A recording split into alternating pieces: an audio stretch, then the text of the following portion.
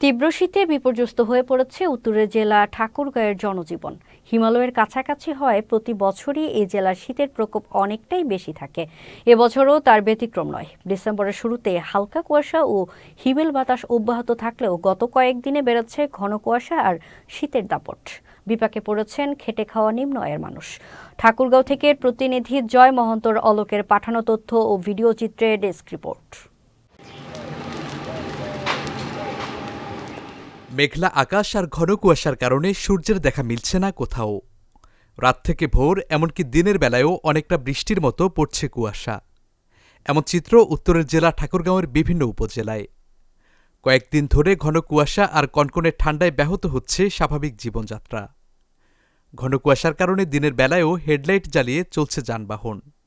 শীতের দাপটে কাবু হয়ে পড়ছে দিনমজুর ও খেটে খাওয়া মানুষ। শীতবস্ত্র না পাওয়ার অভিযোগ তাদের। বর্তমানে আমাদের ঠাকুরগাঁও জেলায় প্রচণ্ড শীত পড়ছে। এখন সকাল 7টা বাজে, কিন্তু দেখে মনে হচ্ছে যে 4টা বাজে, এখনো সকালই হয়নি। আমরা এই শীতের জন্য বহুত কষ্ট করি। আমরা গাড়িতে ঘুমাই, যেখানে সেখানে আলু টালু লোড করতে যাই, ভুট্টা লোড করতে যাই, আমরা শীতবস্ত্র পাই না। শীতের কারণে আমাদের শ্রমিক অনেকটাই অসহায় হয়ে পড়ে যায়, অসুস্থ হয়ে যায়, চিকিৎসার জন্য কিছু করা হয় না। প্রচুর কুয়াশা, প্রচুর শীত, এই কারণে আমরা কৃষকরা খুব বিপদের মধ্যে পড়ছি। আসলে আমাদের ঠাকুরগাঁয়ে শীত, প্রচণ্ড শীত, কম্বলও আমরা পাচ্ছি না, কাজেও আমাদেরকে কেউ নিচ্ছে না। এখন আমরা যে কি করব? সরকার থেকে কোনো অনুদান এখন পর্যন্ত দেওয়া হয়নি, এবং যা দেওয়া হয় বিগত দিনে, যেগুলো বিগত বছরগুলোতে দিছে সেগুলো পরে দিছে, কিন্তু শীত শেষ হওয়ার পরে, শীতের আগে কোনো কিছু সরকার থেকে এখন পর্যন্ত পাওয়া যায় না। আমাদের ঠাকুরগাঁয়ে শীত বরাবরই অনেক বেশি, তো এবারও তার থেকে কম না।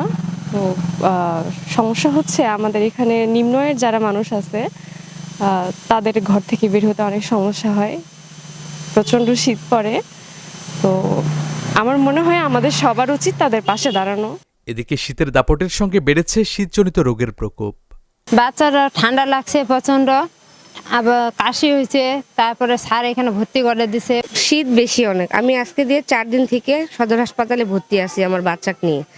অতিরিক্ত ঠান্ডার কারণে নিউমোনিয়া, রক্তে ইনফেকশন, ডায়রিয়া হচ্ছে।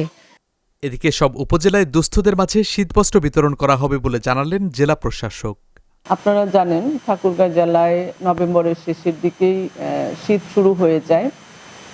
তো এই জেলায় শীতবস্ত্রের যে চাহিদা, সেটা আমরা সংশ্লিষ্ট মন্ত্রণালয়ে বেশ আগেই পাঠিয়েছি।